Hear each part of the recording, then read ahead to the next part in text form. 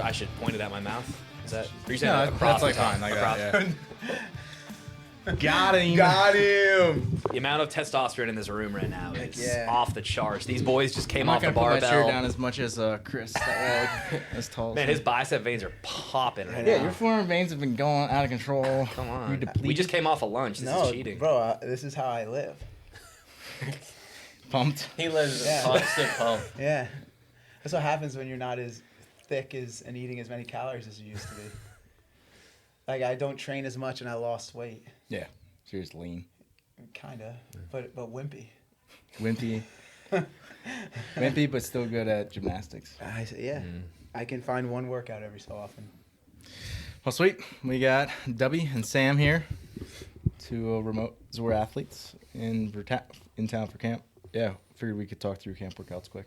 Yeah, let's do it. So, session 1, we had a strongman EWOM. We won't go over that, but then the workout was 8 rounds. For you guys, 25 cal row, and 3 lengths of a bear hug carry with a sandbag, then 5 sandbag to a box, and then carry it back, and your partner goes alternating rounds. Mm-hmm. It's way longer than we expected. Yes. Yes. So I think some people just got handled by the bag, Yes. frankly. That was like, yeah, some people. I don't know who that was. Well, we were talking about this, like, you weigh like 145, you're using the 150, so relative, I mean, it's over body weight. That'd be like Sam using like a 210-pound bag. That'd be beefy. So it's, yeah, so it caught up with you, but understandably so. So, Sam, what was your experience of it? Yeah, it was kind of a layered workout, right? One layer is, can you move the bag quickly, right? And if yes, then you've got 25 cals on the row, and that can be a Go big a lot separator. quicker when they roll them hard. Right? So that 25 cals for me, it was stay disciplined. You needed to be 1,400, 1,500, and hold on.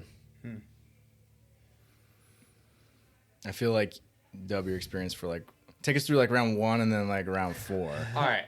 So round 1, I was picking like a decent pace that I can hold for 25 and I can go straight off into the bag with. So that was like 900 to 1,000, and that did not stay long. I think the last round I was running 850. So, and then the sandbags. The hardest part for me was that one length at the clear end. I didn't expect that to be the case, and then the easiest part for me actually was probably just getting it on the box. Yeah. Yeah, those look pretty smooth. Yeah, I've never done those before, but I mean I've done sandbag cleans with the 150, so I expect it to be a little bit easier than those. Yeah, we had one of our benchmark workouts for the gym is air bike, rope climbs, and sandbag carries, and it was a lot. Ooh, like that's fun. like a very significant portion of the workout is the carries. It was 3 Really? lengths every time. Okay. So basically, you start at your bike. It was like 13 bike cals for guys, 3 lengths of 35 feet, Okay. like 3 rope climbs, 3 lengths back. So it was bike, carry. For time? No, like 13-minute AMRAP. Oh, okay. So it was like, it was so hard to breathe because like biking obviously like gets your heart rate up, and then it's just like sitting on your chest. And Yeah. When it's a significant amount of the workout, it is very hard. Yeah. Well, because you're trying to breathe, but you also have to create pressure on the bag. So you're literally squeezing the bag into your diaphragm. Yes. Which makes it hard. Yeah, you can't ventilate well at all. No. No. But we were saying how we were shocked at how gassed people's like legs were felt after that workout. Is that what you? Oh my goodness, that carry on the way back. I thought for sure I was gonna trip and fall and just look like an idiot in front of everybody. You got to get used to that lightheadedned too, Yeah. of like not breathing, right? And you're like, I'm going to be okay. Just hold on.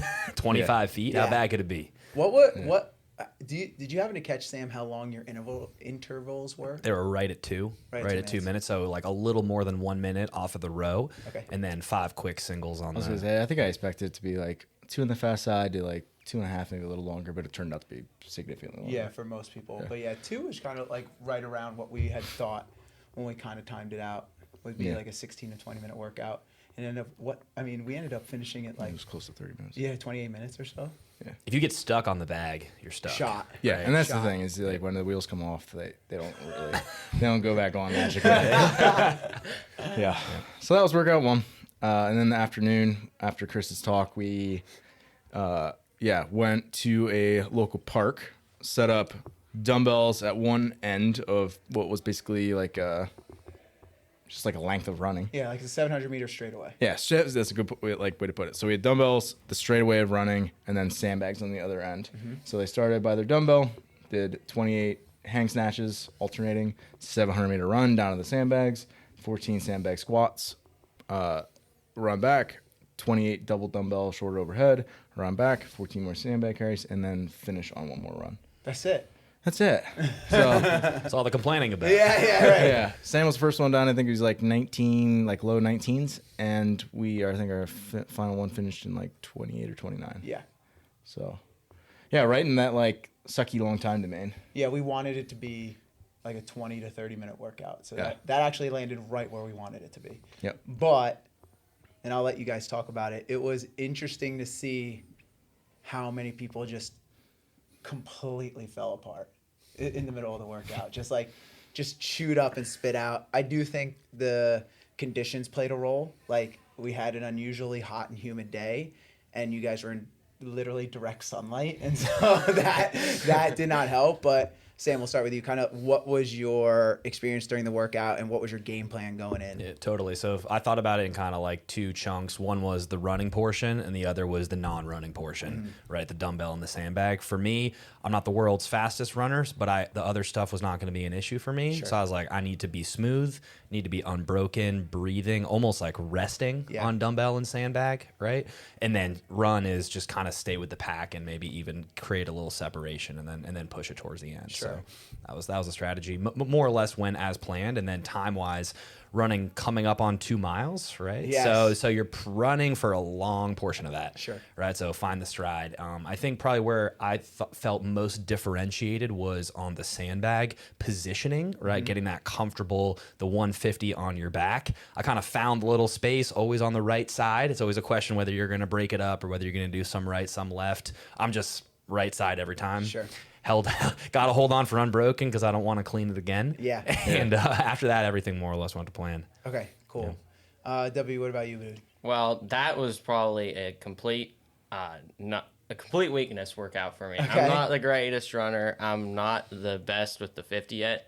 I just need more time with that. But I've been working on it, so that should be getting better. And then the sandbag, I wanted to go unbroken, but after those runs, getting to that sandbag, it was a rescue move. It was a rescue move. And then the dumbbells, the shoulder overhead actually got pretty tough, but the snatch was pretty easy because I was the most fresh for that one. Sure. And then we know the story about the run. Yeah. The zigzag run into spill your guts. Yeah, that's it. Yeah, so I actually, this is funny because you two both said this, like, you know, I'd love to hold on, but like at your certain point, you're almost forced to break. I had a workout this week, and it was 15 overhead squats at 175, and like there's 2 portions of it, and like the kind of pyramid chipper. And I was like, I really would like to do that in one set because I don't want to have to snatch it again. Yep. But both times I got to like 10, and I was like, the last like 3 reps are gonna be super squirrely, and I don't want to miss 14. Yes. And have to wait 30 seconds because I'm so trashed. Yeah. So it's like at a certain point, like, yeah, you want to hold on for the big set, but also like at a certain weight, you're just like, this isn't feasible. I just have to pack it in and take my losses. Yeah. And we kind of talked about it, and Sam, you brought it up a good point.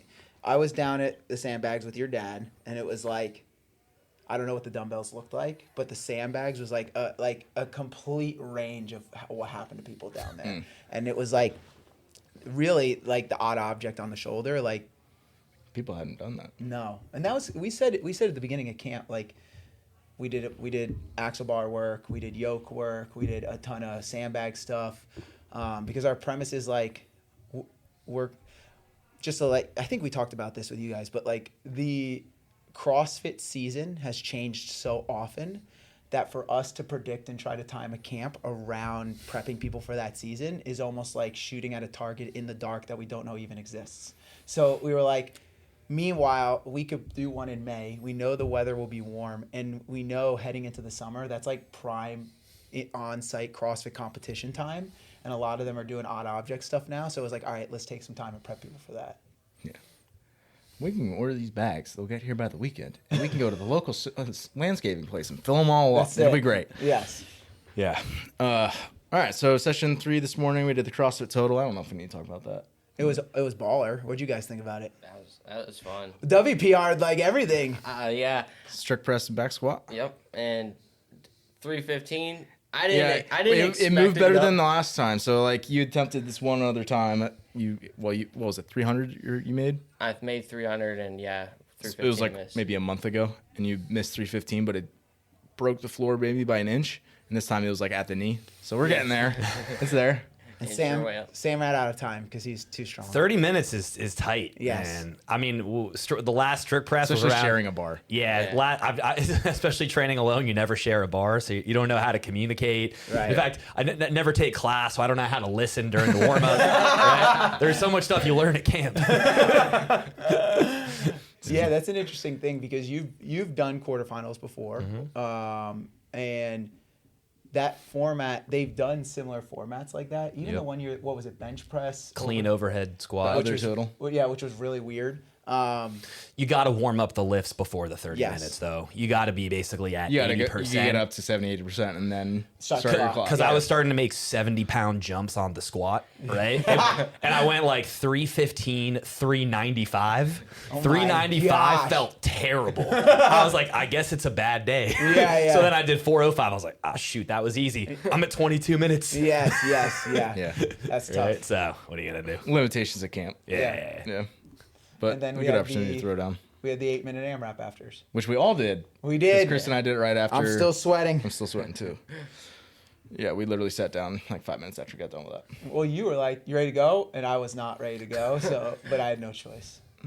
That's life. But it was an 8-minute AMRAP of toes to bar and power clean. Toe to bar went up 2, 4, 6, 8 all the way up.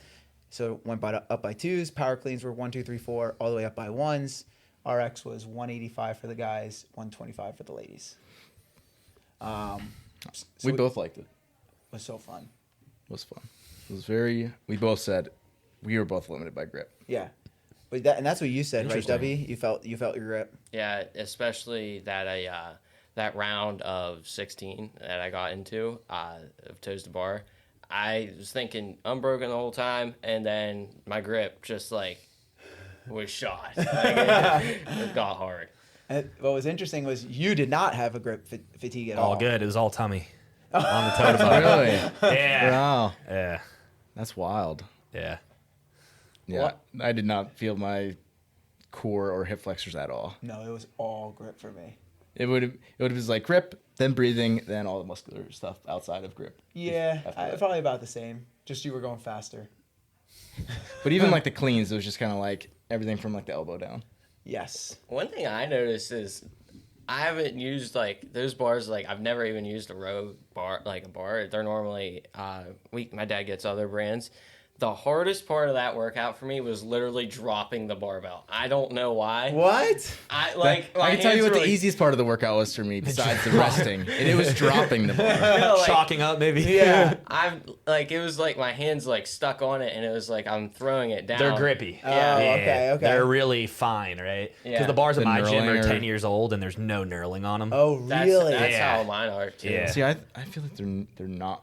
I've been in ones that have like knurling that is like biting your The skin. Alico bars are Yes. like that. Also, Yeah. like, you know what I always find, this is an aside, but it always cracks me up. So the trainer bars at every gym, I feel like, I call it cheese grater knurling. It's literally the trainer bars. Yes, the and ones out here are like and that. you know what's hilarious is like you'll see at competitions they'll use the trainer bars and the knurling is so crazy. But the people doing those scale divisions are the ones with the softest hands because they're brand new to CrossFit, and so it's literally like you just watch people's hands explode It from is like like just cheese blood grater. everywhere, and they're just like, oh no, what is happening? It's like a massacre. And so I never understood why they made the trainer bar knurling so rough because the people using them still have gentle hands. I remember when I went to Fittest to the Coast, I had a 25-pound bar, so it was like a shorty bar, and we were doing thrusters with them, and it was paired with burpee box jump overs. And I remember like going to pick up the thruster bar the one time, and I just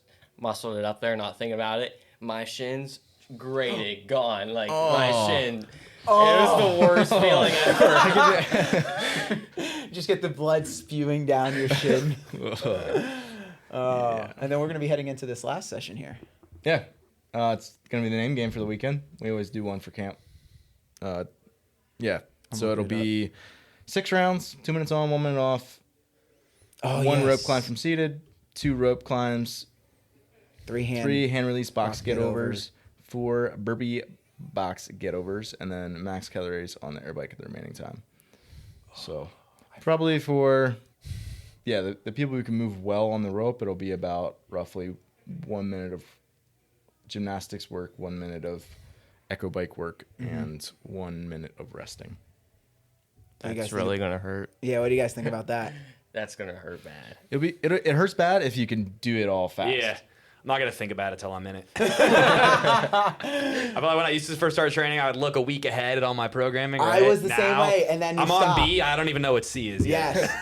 Were you, Sam, when you got You're into like a training, goldfish going through your program. Yeah. Well, when you got into training, because you said, all right, you would look at your week ahead, would you start to stress about the pieces coming ahead? Oh, of the week? totally. I'd be like, Yes. this is going to hurt so bad on Thursday. And it's like Monday. Yeah. Right? Yeah. Now I'm like, I don't even know. No, but it's so funny because we were talking about training to win, and we talked about, you shouldn't be looking at your piece the moment you walk into the gym. But I was like you, it's better if I don't know because I'll just prepare the same way every day. I guess it depends who you are, right? Because like if you're gonna if it's something where it's very anxiety inducing, which like hard training can be, then like probably like you don't want to look so far ahead that it's like you're worried about Friday when it's Monday. Yeah. Right. I've got enough problems today. Why do I need to worry about Friday's problems? Right. I used to be the exact same, and then like within like the last 3 months, my mom on like the way to the gym, she's like, "What you got going on today?" I'm like, "I don't even really know." It's Monday, probably squatting. Yeah. Do you train with your mom at all?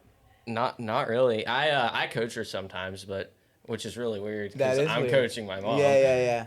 But Come on, Mom, clean up the techniques. Seriously, yeah. Mom, clean come up the chalk on the floor. Has she ever trained with you or no? Before I started with Ben, I used to always do the exact class that she's in almost every morning. So we used to train all the time. We have almost the identical weaknesses and strengths, except she is really good at like anything with her hip flexors. Okay. And I learned last year at camp, I am not yet. That's funny. So we work on it. Yeah, why not? That's what Ben's there for. That's why, listen, Sam, me, Ben, we don't get to be 16 and hit 40-pound PRs at camp anymore. So No. We do not know. Yeah, I feel like, it's.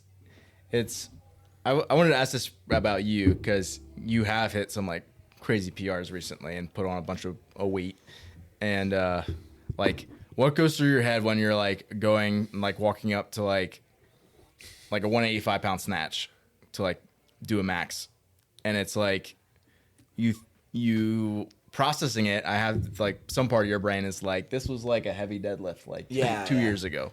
I'm like, well, here we go. Yeah, when I ended up snatching 185, I literally was like, I have no clue how this is going to go. I might just barely like get it to my shins, or it might just get clear over my head. And somehow it got clear over my head. I had like no plans going into that day that I was hitting 185 until I hit it. So that's freaking cool. When he said, well, here we go, it reminds me of that scene from The Office with Michael Scott. He goes, well, here we go. And he like jets out of the room. Do you know what I'm talking about? I don't know which one that is. You can cut it into the video. Yeah, look it up. Look it up. I know what you're talking about. Yeah, it's I guess it's like anything, right? Like you're trained to exercise, so that's what you go do. That's it. Yeah. That's what we do all day. That's why we train. So you can get up and touch a heavy snatch, touch a heavy deadlift. Yeah. Worst case, I miss it. That's what my back squat was. I was like, my dad's, when we get in there, he's like, what's your back squat PR? I'm like, hold on, let me scroll back. And I was like, apparently it's 245. And then I was like, hitting 185, and I was like, well, I guess that's my new PR, I guess. Yeah.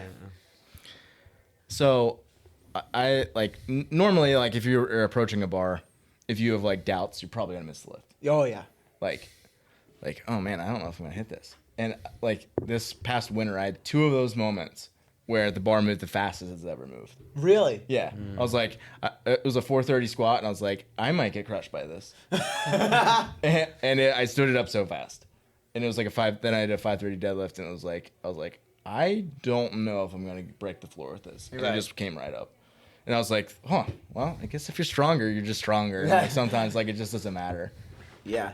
Those. Because there's been times where I've been like so like amped up and like excited, and then like just There's nothing worse miss. than you're like on level 10 and your first couple lifts move so smooth and you're like, I'm going to PR today, and then it doesn't move. It's like the like, biggest letdown. Yes. Like, and everyone's like, come on. Oh. My strategy recently is coach might not like this, but my strategy recently is if I miss once, I go up. Oh yeah. Right. So the way my snatch PR was, I hit a 265, missed 270, missed 270 again, and I was like, either 275 or Yeah. we're done for the day. Yeah. That's wild. And I hit the 275. Yeah. So that's what we're doing every time now. That's If I it. miss, go up. Right. Right. And either we got it or session's still over That's either it. way. That's it. Yeah. Yeah, he doesn't like that. Well, I mean, I like it if you make it, but that's like competitions. Like if you're like, all right, I'm gonna have like this, in between lift where it's like I have my gimme lift, Yep. my one that's like a real score, and then I'm gonna go for like, depending on how that second one goes, I'll go for like Some real points. some real points. And then it's like you missed the second one that was supposed to be like your insurance one. Yes. Yeah. And you only have like the gimme that's not gonna get you any points. Right. And it's like, what do I do? Do I go to my Hardest thing. final one or do I play it safe? I And also- that's where you could just, that's where it's like, do I make the jump? Yeah. And it's like, Yeah. sometimes you got to risk it for the biscuit. But the other thing is, like, you guys have been training for a while. You've been training for a while. Sometimes not all misses are made the same. Sometimes you True. miss a lift and you're like, dude, I freaking had that lift. I just rushed out of the bottom, or like, I just got a little too far into my heels. Versus the snatch where you catch it like out here, and it's like, well, it wasn't even close. So All right, that's it for the day. yeah, I mean, if yeah. you miss a deadlift and it doesn't move, it's like, Right, no way right. you can just pull harder. Right, and so there is a difference Yeah, between true, like, true. or like a clean where you pull so hard from the floor and it gets so high, but you happen to like jump backwards, and it's like, Yeah. dude, if I just stay over the bar and Yeah. go straight up and down, I have this no problem. That's where it's like, am I really gonna waste another lift on a weight I know I could hit if I'm just not an idiot on the next movement? And Yep. it's like, nah, let's add 10 pounds and let's make it happen. That's mostly true for snatch, right? Yes, 'Cause yeah. snatch That's is technical. definitely the lift. Right. You Yeah. miss a jerk from the rack, and you're like, I'm not gonna clean this bag. you're looking at it like, yeah, kinda this looking is at fine. it. Yeah, I can stay there. I got a lot more conditioning to do. All right, let's see. exactly. Oh, it's deadlifts. Great. Yeah. Well, we should probably keep this show on the road. Yeah, get ready for session last session, session 4. We'll get ready for Cat Box, and if for those of you listening that didn't show up, first of all, shame on you. Second of all, Shame on you. yeah, if you want to do something fun, come to camp next year. Yeah. It is a really good time. I always am like anxious, wanting things to go smoothly, like the week of, and then like, yeah, okay, I'm done being sentimental. Come to camp. It's always a good time. Yeah. What was I gonna say? My sister is at her prom right now. Someone literally asked me to prom, and I was like, "It's the week of camp." Let's go.